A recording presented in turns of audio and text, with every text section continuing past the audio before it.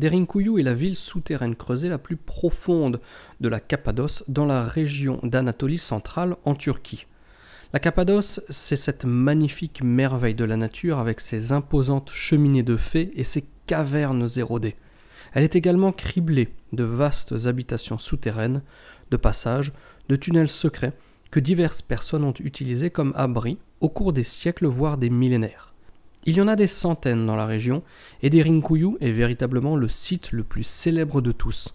Avec une profondeur de plus de 250 mètres et une capacité d'accueil de près de 20 000 habitants, cette ville souterraine à plusieurs niveaux propose tout ce dont une population aurait besoin pour survivre sous terre. La découverte de Derinkuyu est très récente. Elle date de 1963 et fut découverte lors de la rénovation d'une maison. Lorsqu'un mur s'effondre, après avoir exploré le passage, les ouvriers comprennent que le passage lui-même mène encore plus loin, dans un profond labyrinthe. Une découverte ahurissante venait d'être faite, la découverte de Derinkuyu.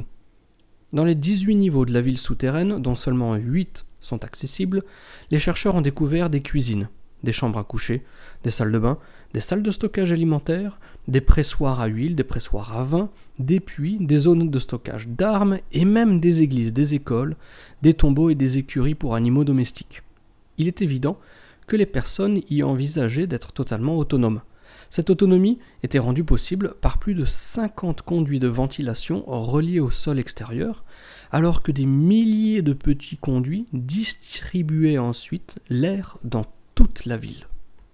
Certains archéologues pensent qu'un passage de 8 km de long relie Derinkuyu à une autre ville souterraine étonnante, celle de Kaymakli. Cela suggère qu'il existait un certain degré de coopération entre les différents peuples de la région de la Cappadoce, mais surtout un haut degré de connaissance en ingénierie, aussi primaire a-t-elle pu être. L'âge de Derinkuyu demeure incertain. On sait que les Hittites ont dominé la région d'Anatolie d'environ 1600 à 1200 avant Jésus-Christ. Après cette période, l'empire hittite s'effondre en petits groupes, probablement en raison de multiples invasions et guerres. Par la suite, les Phrygiens ont émigré dans la région depuis les Balkans.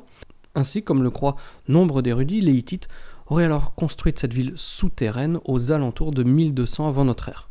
D'autres experts ont émis l'hypothèse que les Phrygiens avaient construit la ville souterraine entre 1200 et 800 avant Jésus-Christ. Dans les textes anciens, la plus ancienne mention connue de ville souterraine au royaume de Cappadoce provient d'un historien soldat grec nommé Xénophon en 370 avant Jésus-Christ. Après avoir passé beaucoup de temps à parcourir toute la région, Xénophon livre ceci dans son livre « Les maisons ici étaient souterraines, mais spacieuses. Et tandis que les entrées étaient creusées par des bêtes de somme, les habitants étaient descendus par une échelle. Dans les maisons, il y avait des chèvres, des moutons, des bovins, des oiseaux et leurs petits, et tous les animaux y ont été élevés. » L'histoire de Derinkuyu, les amis, et de l'Anatolie dans son ensemble est riche en guerre et en instabilité. Certains des plus anciens résidents connus de la région cappadocienne, les Hatti, aux alentours de 2500 avant notre ère, et les plus récents, les Hittites, ont établi la région comme une zone commerciale précieuse grâce à une association précoce avec leurs voisins assyriens. De nombreuses tribus, et plus tard de grands gouvernements, ont aspiré à contrôler l'Anatolie pendant des millénaires en raison de son emplacement qui constitue une plaque tournante commerciale majeure entre l'Asie et l'Europe. C'est ainsi que les régions d'Anatolie ont toujours été extrêmement volatiles, indéfiniment envahies et conquises. En l'an 17 de notre ère, les Romains ont conquis les terres de la Cappadoce et en ont fait une province romaine sous l'empereur Tibère. Au tout début du christianisme, les colonies chrétiennes occupaient la Cappadoce et utilisaient les villes souterraines comme des refuges contre des persécutions romaines.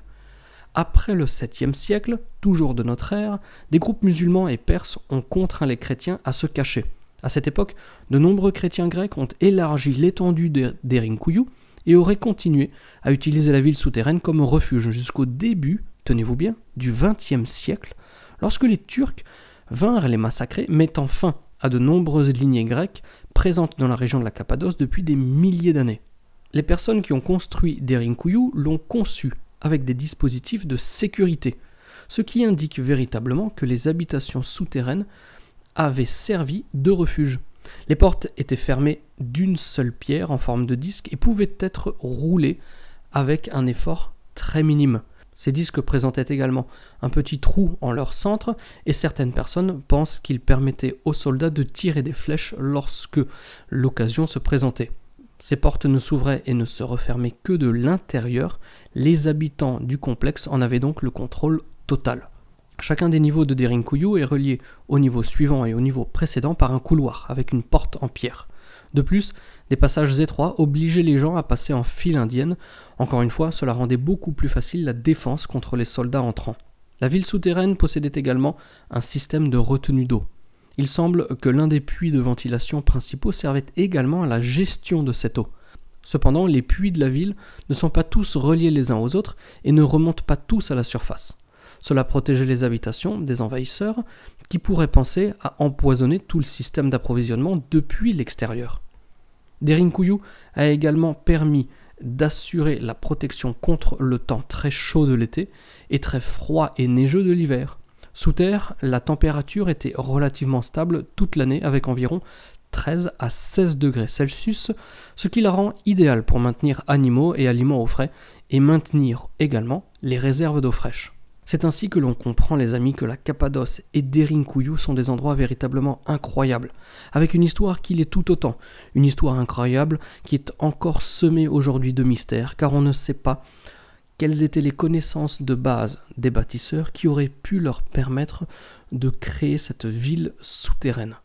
En espérant que cette vidéo vous aura permis de découvrir ou redécouvrir Derinkuyu, je vous donne rendez-vous très bientôt pour de nouvelles aventures aux quatre coins de notre sublime et riche planète.